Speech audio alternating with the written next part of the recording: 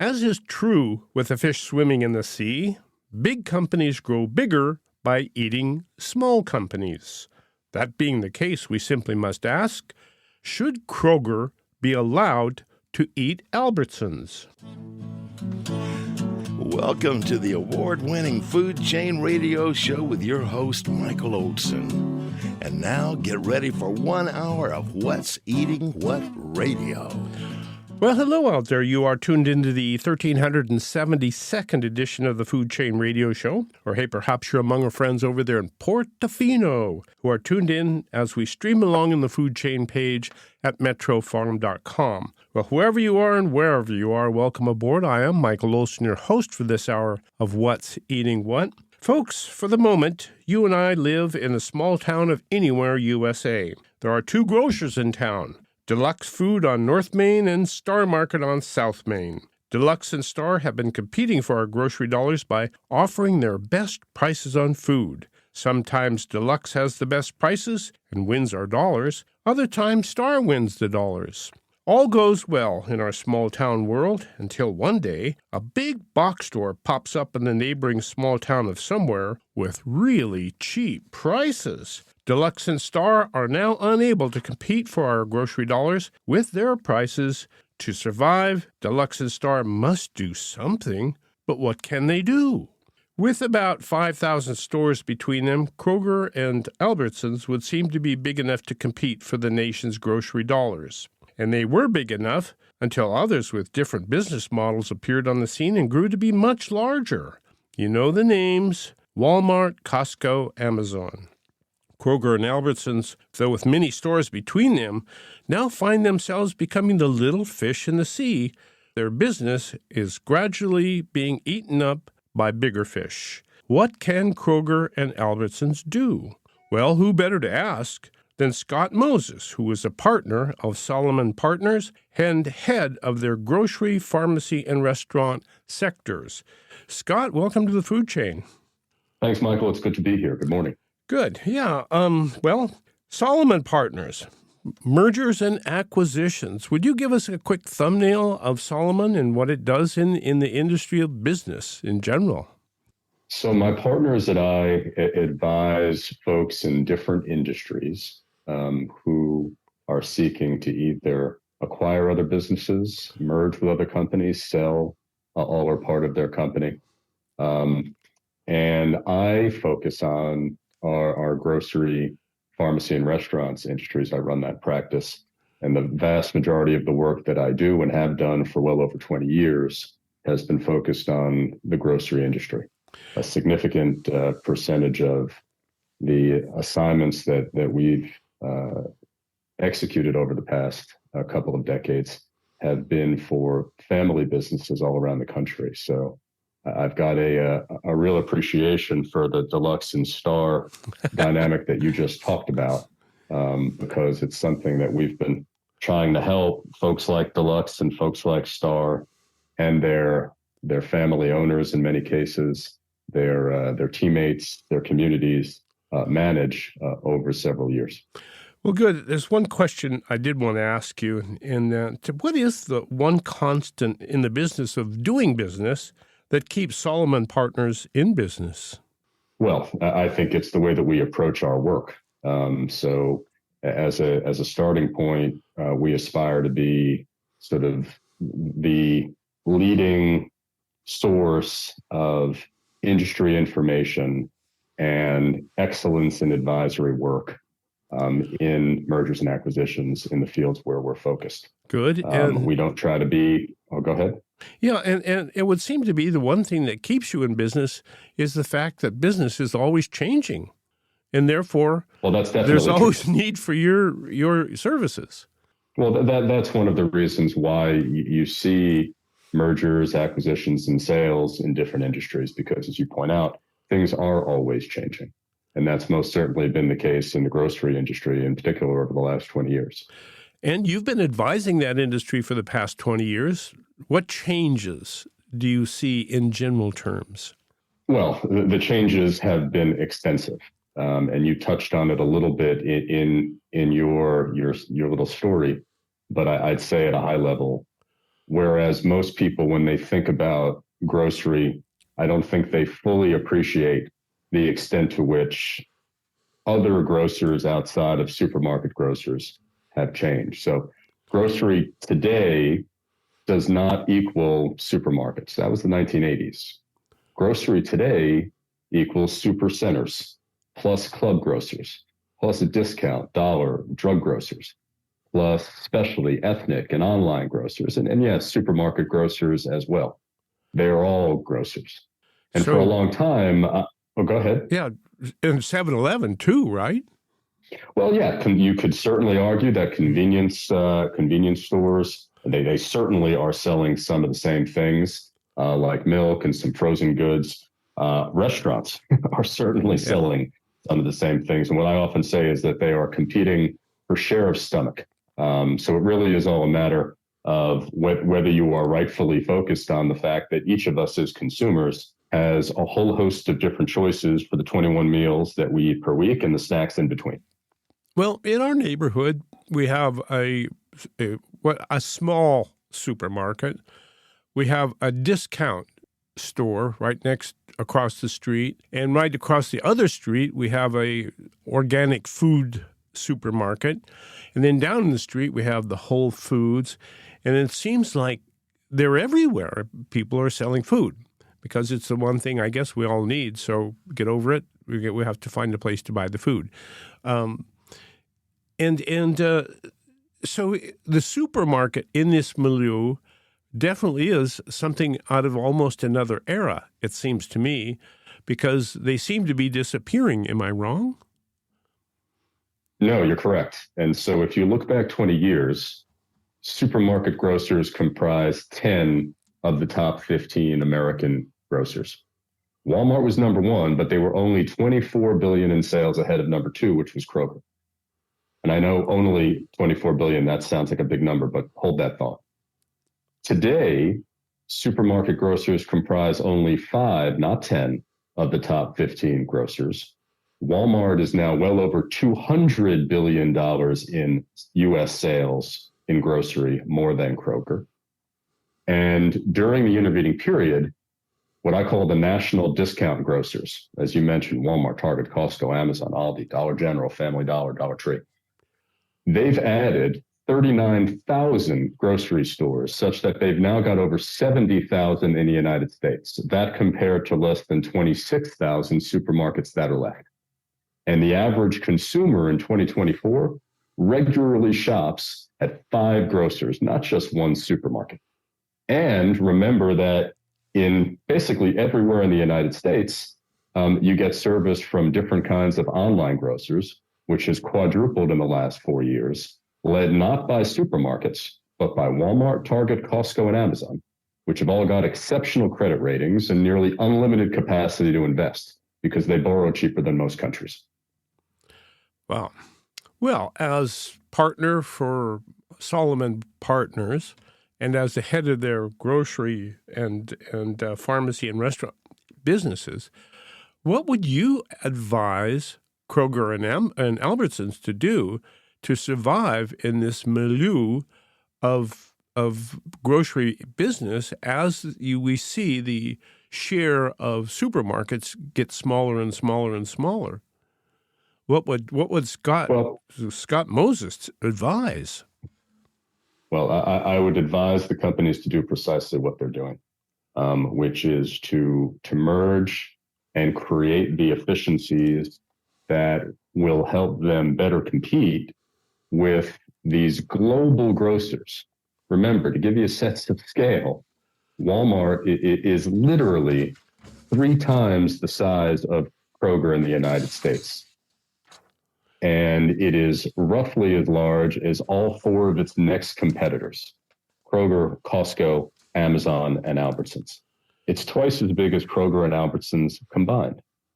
And so in order to compete with Walmart and Costco and Amazon, and guys like Aldi from Germany, you need to develop the efficiencies that make you run your business in a way that creates more cash flow that you can then invest into lower prices.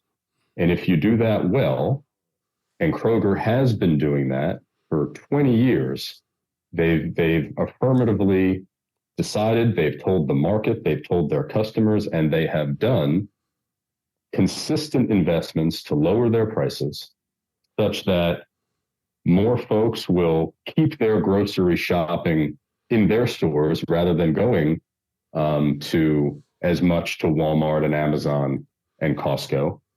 And by doing that, that's enabled them to even more in better prices over time. And that's how they've managed to maintain some degree of stability in their business. Candidly, if you look across the grocery industry and at other supermarket grocers, many folks have not had the same ability to do that. And that's why you see so many companies ultimately engaging in mergers or in sales so that they can make sure that their companies, their teammates, their stores can continue to serve the communities where they operate for the long run, rather than losing their business, as many have, to Walmart, Target, Costco, Amazon, Aldi, and others. Well, we have a couple of minutes before our first break, but there's one question that's always stuck in my mind. What did the folks at Sears miss when they missed the opportunity to become Amazon.com? Well, I think you can always look at businesses that got disintermediated in changing industries. Wait a minute, disintermediated, what does that mean? Basically means that they took the customers of the incumbents and made them less relevant. They marginalized their importance. Wow. And you can look at, Blockbuster had the opportunity to acquire Netflix. Imagine what their company would be had they done that. But they didn't appreciate the extent to which watching movies and watching TV would change, the rise of streaming. Even though they were in the business. Apparently so, yes. Wow. You could make the same argument as you pointed out about different general merchandise or department store retailers 20 plus years ago as Amazon was growing, because you put your finger on a really important point for the grocery industry. I talk and have written and talked extensively about the parallel to department stores that the grocery industry has been experiencing. And as I know you know, general merchandise retailers like Sears and other department stores were disintermediated by Amazon, by Walmart, by Costco, the same forces that have been gaining so much share, now literally 66% grocery market share in the United States. That's what happened with department stores. So this notion that supermarkets are losing share and are at risk is not some theoretical point. It's a real deal. We're going to have to take a quick break. Folks, we are with Scott Moses, partner of Solomon Partners. He, the grocery guy of America for the last 20 years. Right back. Time to eat. Chef Ben here from the Back Nine Grill and Bar, with the easiest place to get to in Santa Cruz County, right off the Pastempo exit. Inviting you to join us Monday through Thursday for our nightly specials, like Meatloaf Monday or Taco Tuesday, Made in-house Cordon Bleu Wednesday, Burger and a Beer Special Thursday nights, and happy hour all week long, with your favorite libations and great appetizers. The Back Nine is the restaurant for every occasion. Looking forward to seeing you at the Nine.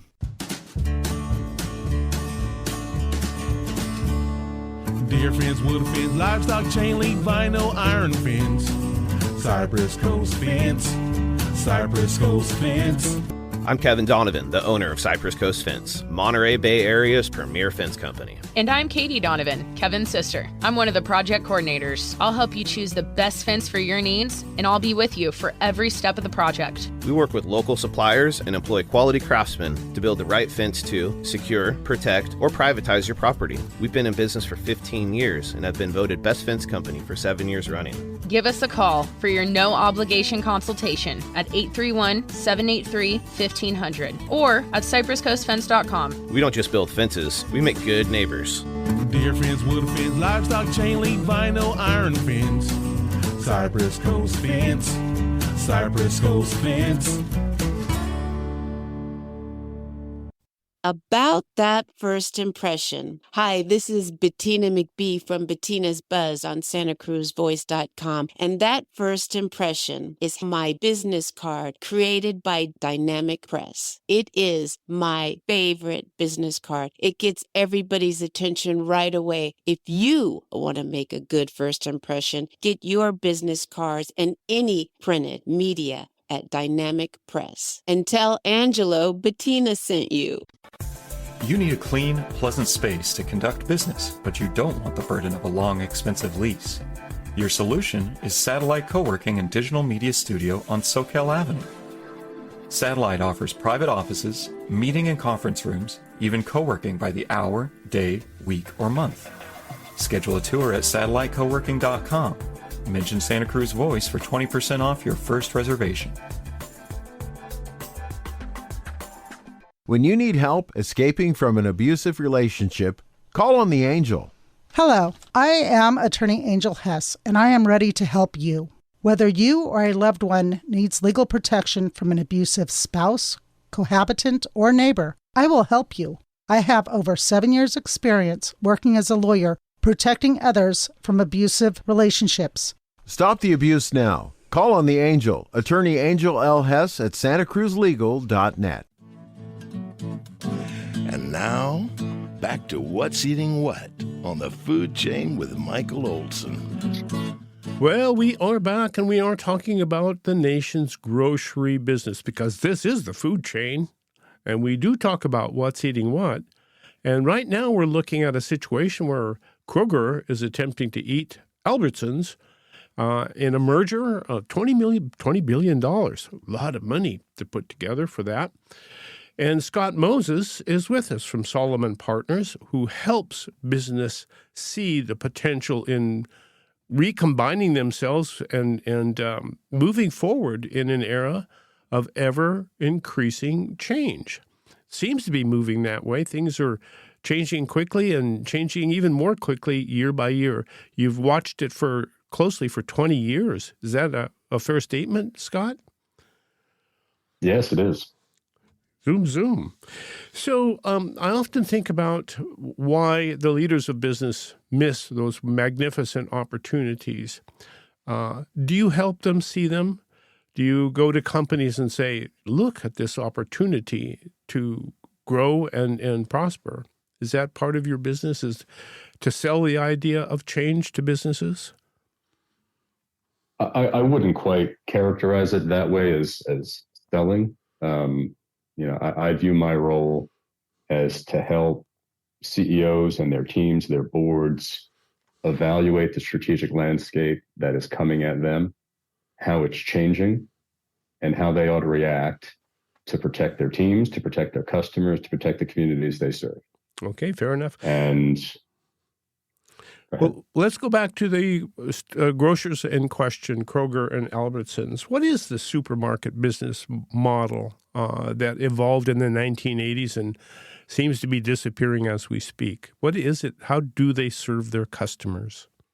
Well, I think grocers broadly are trying to serve customers the food that they need to feed their families, to do so at an affordable price, and to do so in an environment that suits their needs. Okay. Some of those stores are a little bit more focused on and sort of less focused on services and environment. Some of them are much, much more focused on price.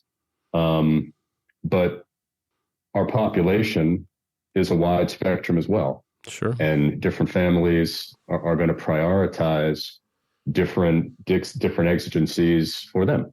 In some cases, it's getting the very, very best seafood they can find. In other cases, it's getting the very, very best price on cereal or on Kraft mac and cheese. And so different grocers will approach their communities in different ways to try to serve them.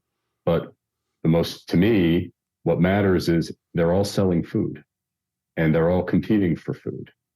And I think that's where, in my mind, if you are a grocer and you know that you've got a bunch of different competitors who are trying to serve your customers, who are trying to hire your workers, you've got to be really focused on that and on making sure that you are serving them well.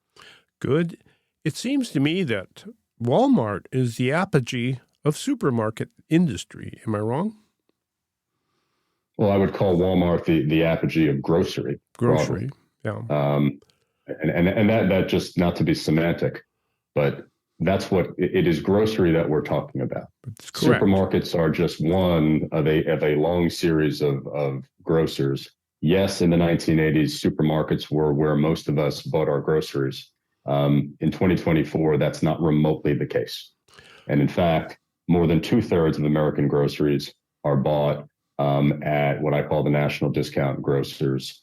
Only about 1/3 are now bought at supermarket grocers. What was it that allowed Walmart to grow into such a giant while Kroger was kind of growing, but not like Walmart? What was the difference there?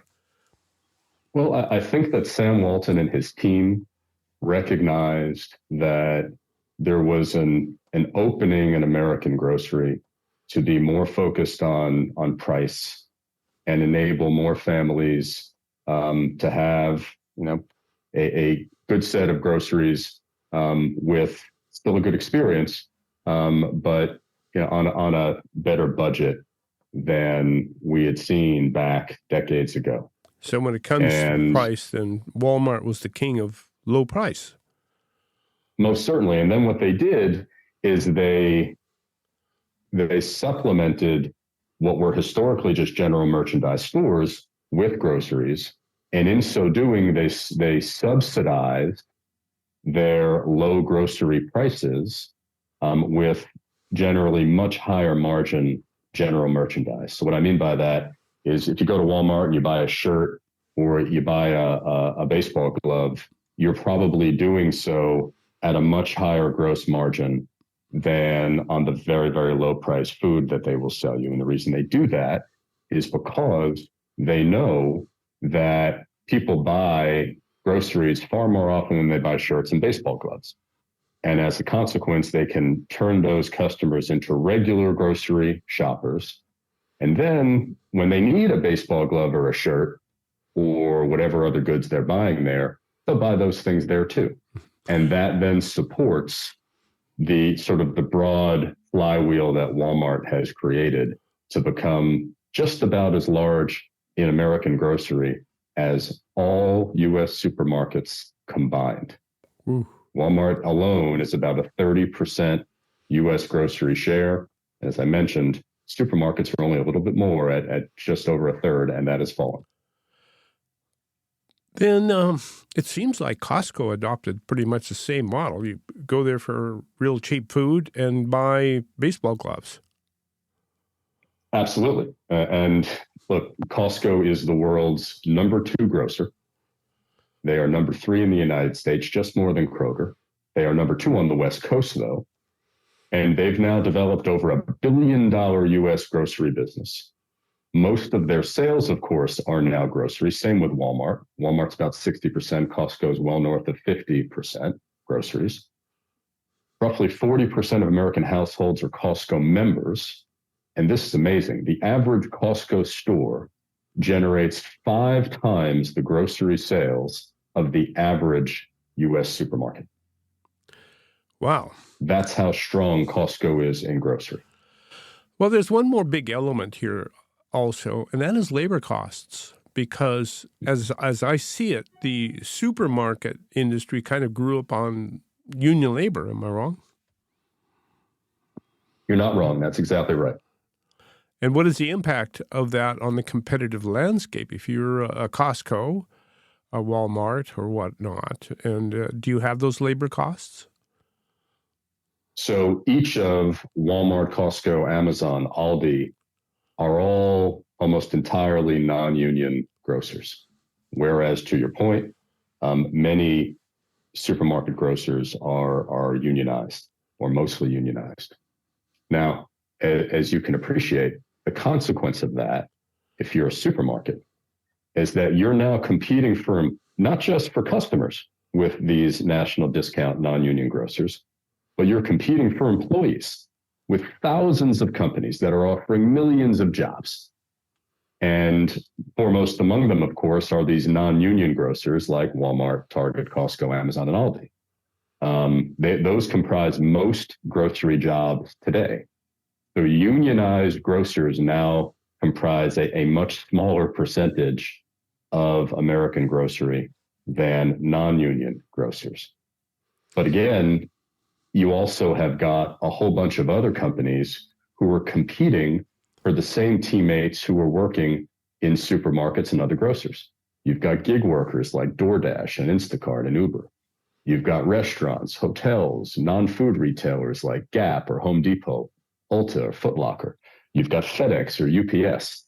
And actually, what I've learned over the last few weeks at the Kroger Albertsons trial is that roughly 98% of employees that go work at either Kroger or Albertsons come from not Kroger, not the other one, but all of these other non-union grocers and other retailers and gig workers and UPS and FedEx, restaurants. And 98% of them, if they leave Kroger or Albertsons, go to one of those companies, not Kroger or Albertsons. So the labor market is incredibly broad and incredibly competitive. And I think it's important to remember that all things being equal, higher labor costs, any costs, mean higher prices for consumers at the checkout line because grocery is a very, very, very low margin business. And you can't have it both ways if you want supermarket grocers to serve our communities in the long run. And as Walmart, Costco, Aldi, Amazon, and Target continue to grow, just like they did with department stores, they put severe pressure, not just from a customer perspective, but also from a labor perspective on America's supermarket grocers. Seeing all these conditions as you do as a mergers and acquisition expert, whose job it is to help these businesses survive and prosper, what benefits do you think a merger of Kroger and Albertsons will bring to the Kroger Albertsons combine that will help them survive? There are a long series of combination benefits, efficiencies that we have seen our clients achieve in many, many transactions over the years. So let's just go down the P&L statement, the profit and loss. Cost of goods. One, you use Deluxe and Star as your two grocers, or you can say Kroger and Albertsons. One of them buys Kraft mac and cheese cheaper than the other. Well, upon the transaction, they're going to go to Kraft and they're going to say, we want the lower price. And they'll do that across thousands and thousands of different items. That efficiency, that cost saving is one that we have seen dozens of different grocers achieve very, very effectively over a long period of time. And it's a significant, significant saving. Then there are things like having a more efficient supply chain. So if you've got more stores and you've got more distribution centers, you ought to be able to drive fewer miles, having less truck driver hours, having trucks working less. This at a time, by the way, when there's a severe shortage of trucks and truckers in the United States. So just doing that more efficiently has a significant labor and energy saving. In the store, there's a whole host of different savings that you can achieve just on, for example, having you'll buy more insurance, you'll buy more cleaning products, you'll buy more goods not for resale, like those bags that you take out of the store, plastic or paper bags, hopefully paper, not plastic. And that actually is a good example of a way that the grocer is not just sort of getting bigger and putting pressure on a supplier to do better for them, but that bag company, because they're going to be selling more bags to one company, can run their factories more efficiently in a way that's advantageous for them. So it's a positive sum way for both the bag supplier and their customer, the grocer, to create savings and be able to invest those savings into serving their customers better. I can go on and on. There's a very, very long list of other efficiencies, but those are just a few examples. So in classic ag economies, the economists always say that these are related to the economies of scale, which is to say there are a lot of benefits of being big. All of them are related to the fact that you can eat little fish, right? Something like that. So we're looking at a situation here where it appears as though to survive in the long term, do you think that this really is a survival issue for the supermarket industry? That they're able to? Go ahead. I do. The answer is I do, emphatically. And I say that again, not just as theory, but number one, we've seen that the exact same pressures and results that I fear that you just articulated happening with department stores. By incidentally, many of the same forces, Walmart, Target, Amazon, Costco, et cetera. So that's point one. And point two is it is very important for grocers to continue to make sure that they've got the capacity to invest in lower prices, to invest in increasing wages, and to satisfy what is a significant amount of increasing costs if they're going to stay in business.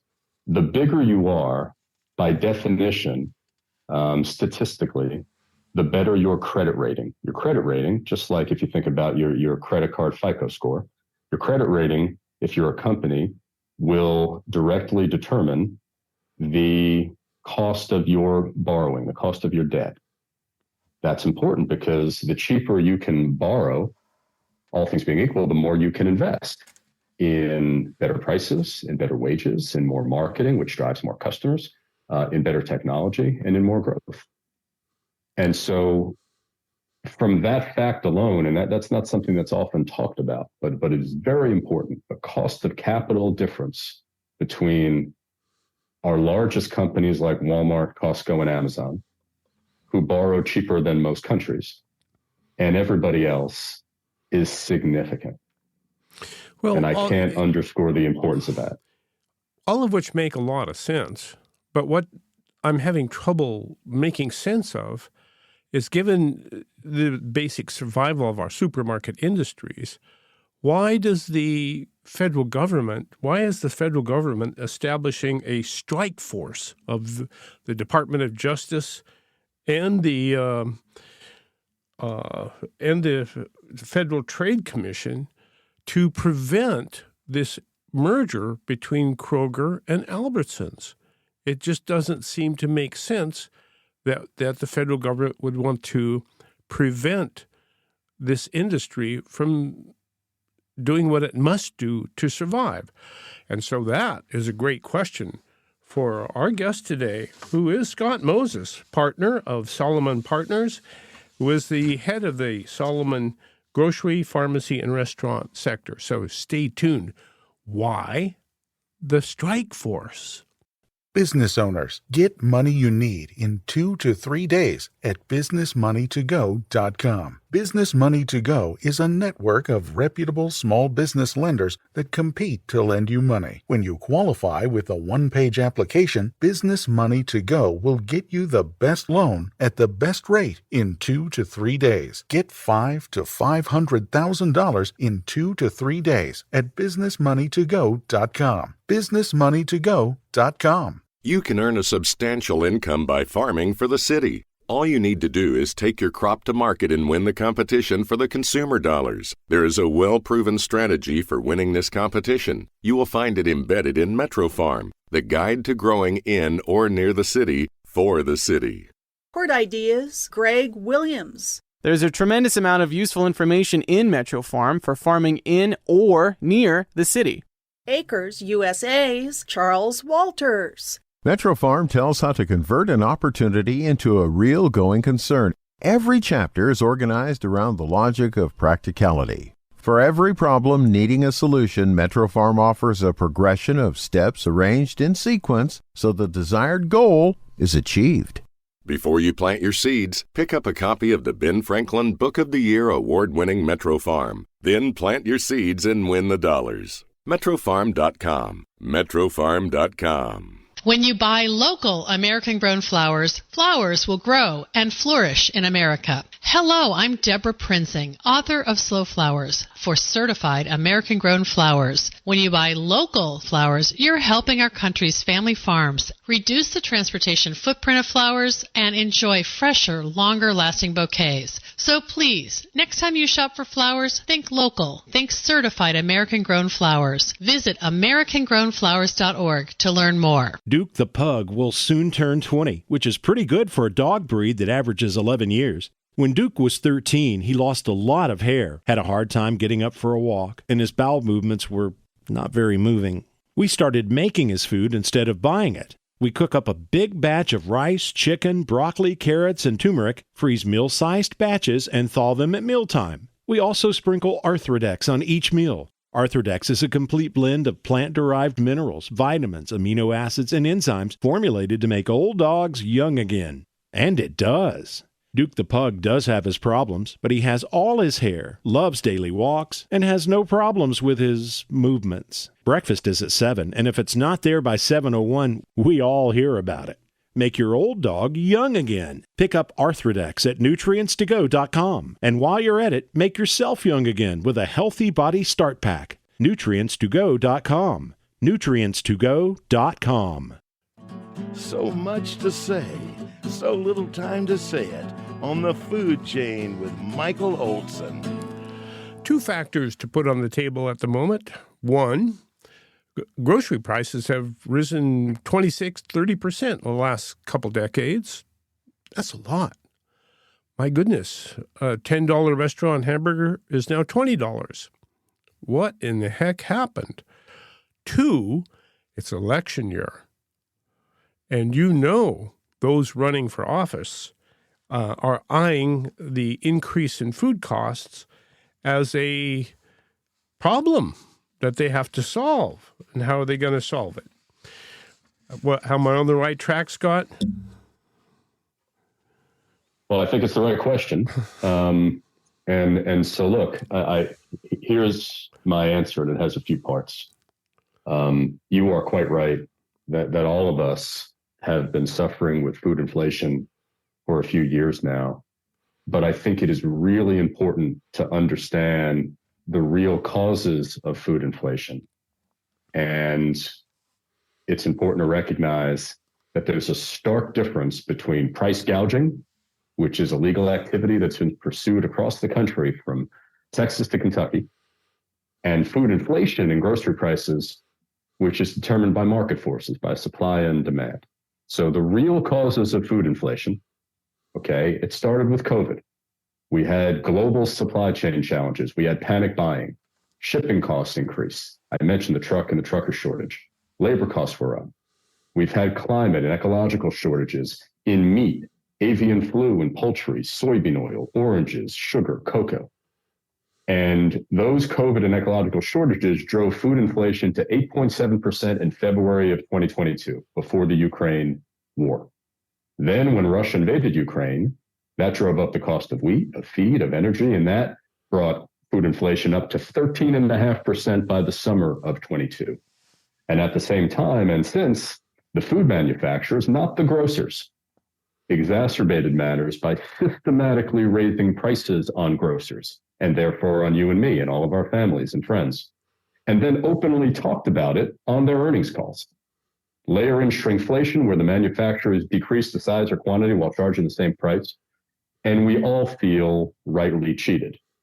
Now, compare that to Kroger's track record. Kroger has a 20-year track record of investing in better prices, better wages, both company-wide and with companies they've bought. They've made extraordinary public commitments with the merger to invest billions of dollars to lower prices immediately upon closing. to increase wages, to improve stores, which improves the jobs in those stores.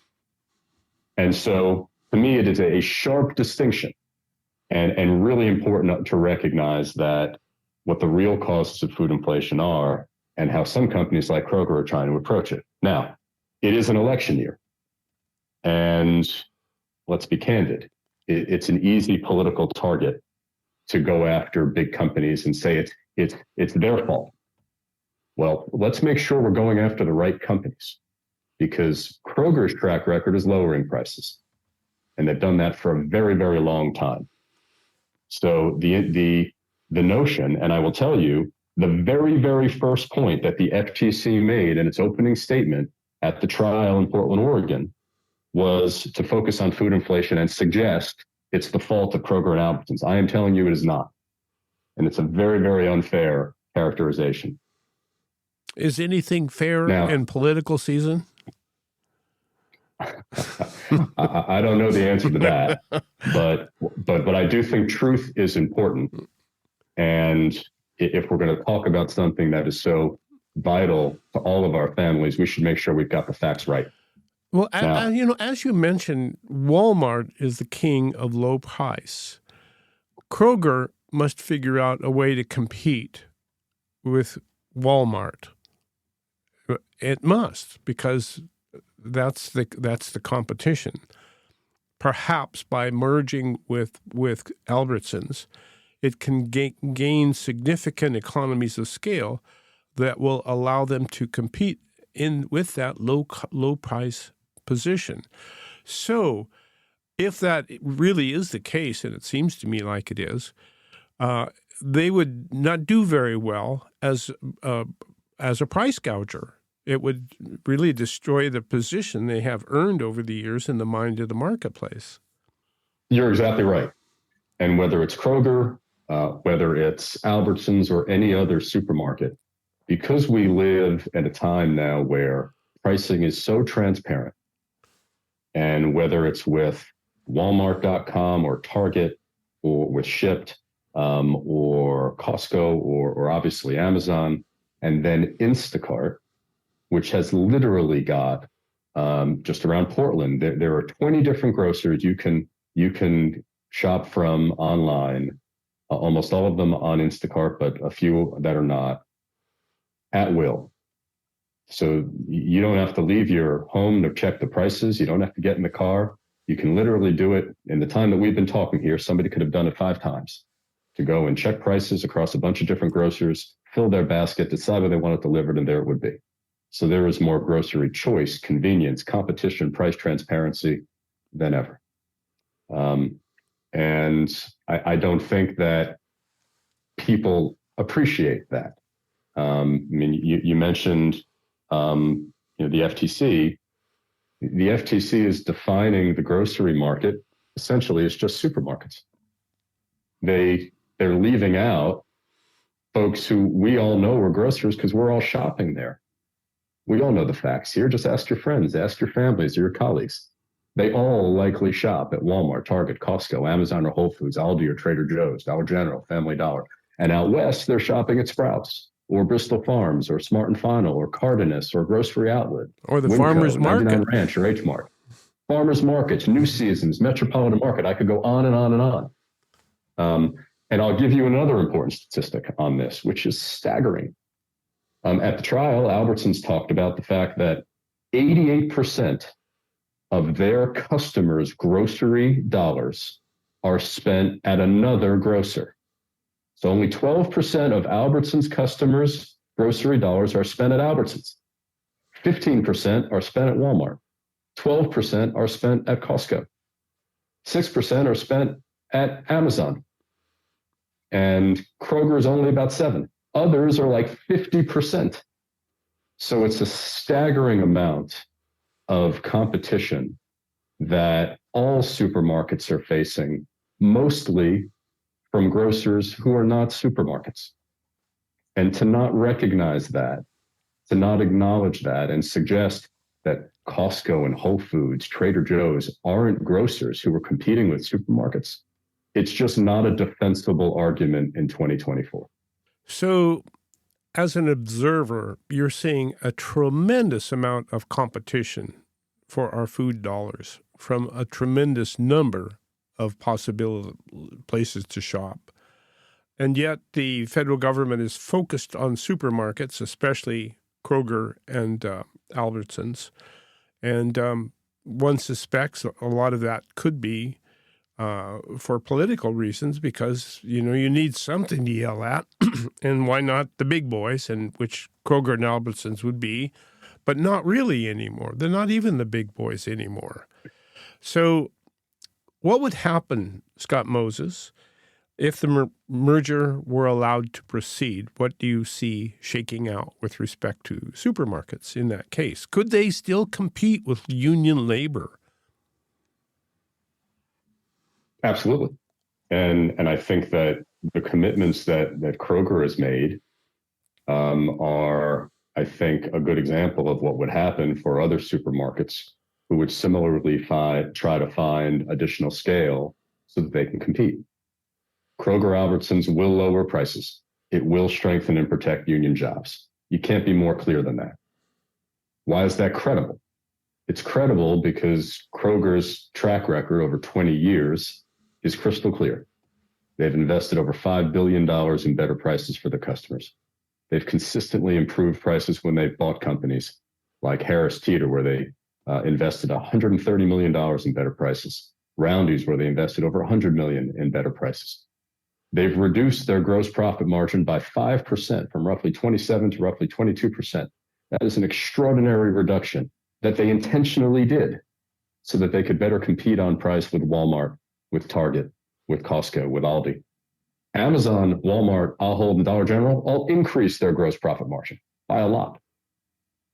And then you've got to ask yourself, well, what's Kroger promising for this transaction beyond lowering prices? Well, they've made a bunch of crystal clear commitments. They're going to invest $1 billion in better prices starting day one. So customers will immediately have lower prices at the checkout line because of this transaction, because Kroger's prices and Albertsons prices are different. And we learned at the trial, Albertsons prices are 10 to 12% higher than Kroger. Kroger intends to rectify that, and they're going to start immediately. There'll be no store closures. There'll be no frontline job losses, period, full stop. Kroger's assuming all the collective bargaining agreements, and they've got industry-leading healthcare and pension benefits. They're investing $1 billion in better wages, $1.3 billion in better stores, which I mentioned earlier strengthens the jobs in those stores. They're continuing their $21,000 tuition reimbursement program so that their associates can continue to invest in education and accelerate their careers at the company. And to combat food insecurity, and this is really important to me. I sit on a nonprofit that was founded to combat food insecurity. They are donating, Kroger is donating 10 billion meals by 2030 to help combat food insecurity. I don't know if you know this, it is enough to feed every person in Boston, Chicago, Denver, and Seattle every meal, every day for nearly 2 years. It is an extraordinary commitment. These are the kinds of things that will happen when Kroger and Albertsons merge, assuming they're permitted to do so. And what happens if they're not allowed to merge? And if they're not allowed to merge, then Albertsons prices will remain 10 to 12% higher than Kroger stores. Then Walmart and Costco and Amazon and Aldi will continue to gain share across America. And if you fast forward the tape, and I wrote a couple of years ago, before this transaction, I wrote an article called A Grocery Christmas Carol, The Ghosts of Supermarkets' Future. And I talked about two different views of the world in the future in grocery. And the dystopian view that you ask about is one where we see the logical extension of what has been happening over the last 20 years. Walmart, Target, Costco, Amazon, Aldi, Trader Joe's, Lidl end up having not just 66% share of American grocery, but it goes up to 75 or 80%. And by definition, that means we lose a lot of supermarkets. And we've already lost way too many jobs. The average supermarket employs about 100 people. That's 100 jobs, 100 families who rely on those stores. And the consequence for them is they have to go work at Walmart or maybe to some fulfillment center on the outskirts of town. That is just a different job. And for our communities, okay, where supermarkets can be a great first job, a great career, people will lose many of those opportunities because our towns will change. And if you believe, as I do, that our local supermarket grocers have been pillars of thousands of American communities for generations, then thousands of communities will lose because our supermarkets will not be as strong and we will lose too many of them. And that, as a citizen, is not something I'm okay with. And having seen the consequences personally of the changes in the department store industry 20-some years ago, and then having witnessed all sorts of different challenges for different supermarkets in different circumstances over the past 20 years, as a citizen, that's not all right with me. And I've built a career out of trying to stop it and doing everything I can think of to help our supermarket grocers continue to serve our communities, continue to employ millions of Americans to help their families, and continue to be a great place alongside the different really global grocers, Walmart, Costco, Amazon, and Aldi, to continue to serve us, continue to be an option. But in the absence of that, we will lose them. And that is something that I personally will do everything I can to prevent. Well, as an observer, I've often remarked that it seems to me like industry is growing in two directions, very, very big and very, very small. I never thought that a business as big as Kroger and Albertsons would be in the middle. But it appears as that is the case. It appears as though they are now in the middle and find themselves competing with the very, very big and the very, very small. And the only way you suggest, I think, is that for them to survive, they have to combine themselves and fight as a big person would fight. And so what you have laid on the table today makes this Kroger-Albertsons case in the federal court very interesting. Are you an optimist or a pessimist? Do you think they'll win or do you think they'll lose?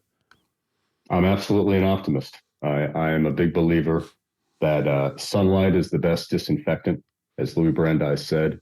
And when you shine a clear light on the facts in this industry, it's very clear. This is not some abstruse industry we don't understand. We all know the facts here. We all know where our families, our friends, our colleagues all shop. We all know how once you shine the light on it and study the numbers as are being brought out in these trials, it's very, very clear how much the industry has changed. It's very, very clear. With that, we are out of time, but hopefully the supermarket industry is not out of time, and hopefully it can survive because we need as many people competing for our consumer dollars as we can get. Scott Moses, partner, Solomon Partners, and head of grocery, pharmacy, and restaurants. Thank you, Scott. You've been listening to the award-winning Food Chain Radio Show with Michael Olson. And if your friends missed the show, tell them to log on the Food Chain page at metrofarm.com for a listen. Now, go out and find some food with its farmer's face on it and live.